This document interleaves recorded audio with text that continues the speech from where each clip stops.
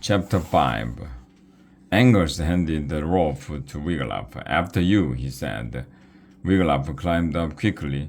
Before Bilge and Margot changed their minds, he scrambled to his feet on the cave floor. Thank you, lads, he said. He saw that the twins were all the rusty pieces of armor that were way too big for them.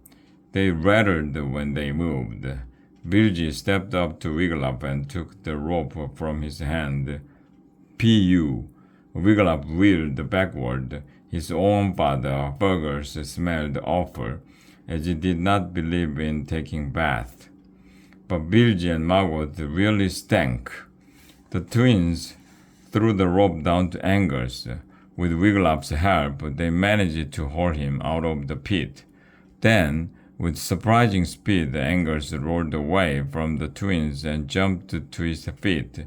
Stay away, he called. If you want us more, I'm warning you, keep your distance. Ah, Cousin Angus, said Bilge.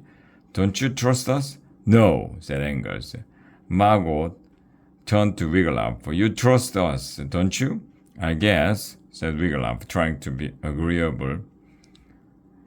Mistake, cried the twins together.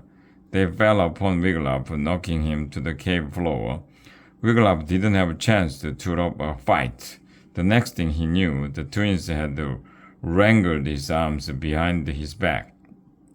Egad, cried Wiglaf as they tied his hands together and set him up against the cave wall.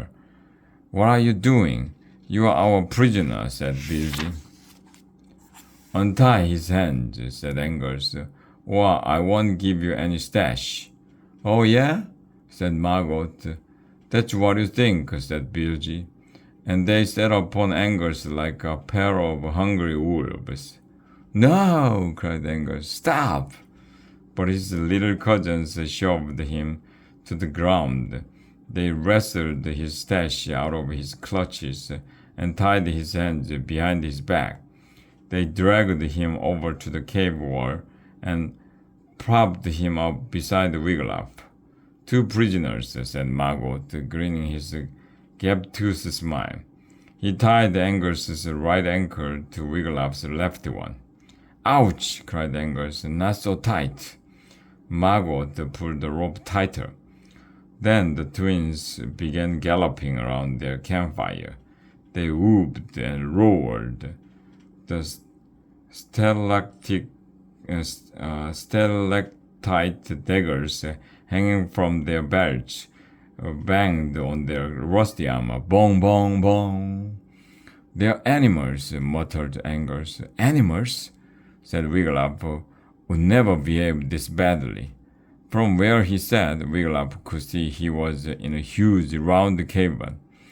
Long stalactites dripped down from the domed cave ceiling.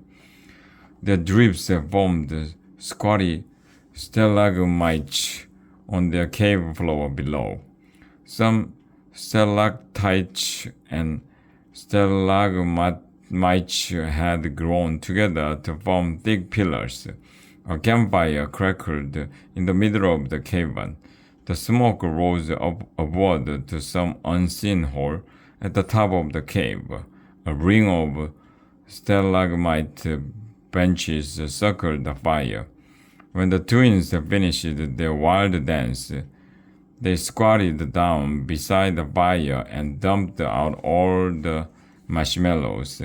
Then they took their stalactite daggers off their belts, shoved marshmallow after medieval marshmallow onto them, and stuck them into the fire.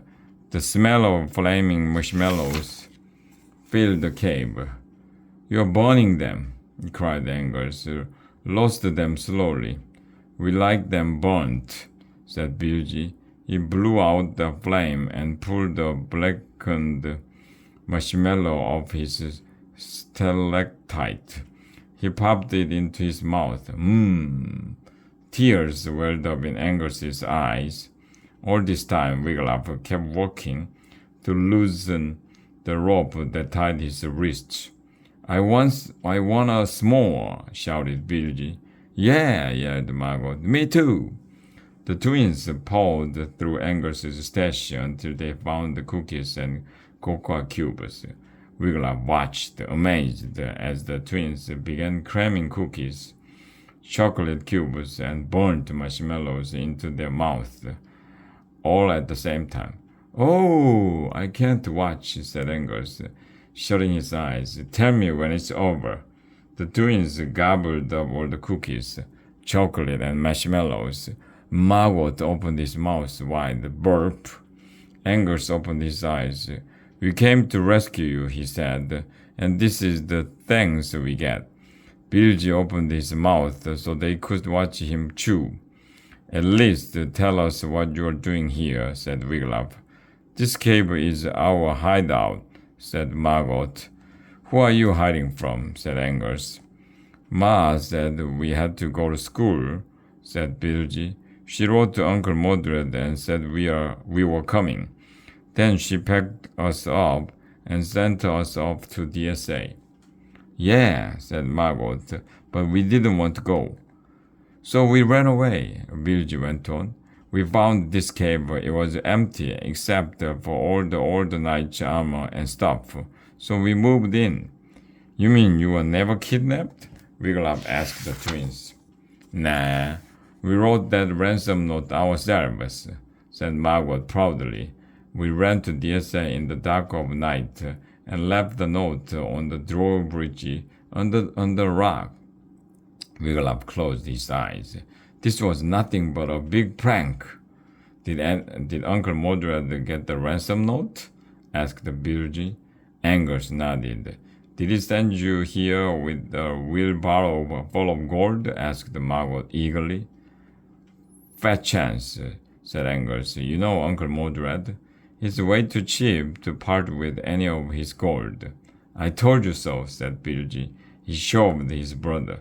So what? Shrieked Margot. He threw a stone dagger at Bilgy. Bilgy dove for him, and soon the twins were rolling around on the ground, wrestling, punching, kicking, and biting each other. Angus shook his head. To think they are my blood relatives, he said sadly. Good thing they are wearing armor, said Wiglaf. He was still trying to work his hands free from the rope around his wrist. He thought maybe it was a teeny bit looser. As he struggled, he felt the cave floor shook. Wiglaf looked at Angus. Angus's eyes widened. He had felt it too. Third! The twins stopped punching each other. They both had a bloody nose. What is it?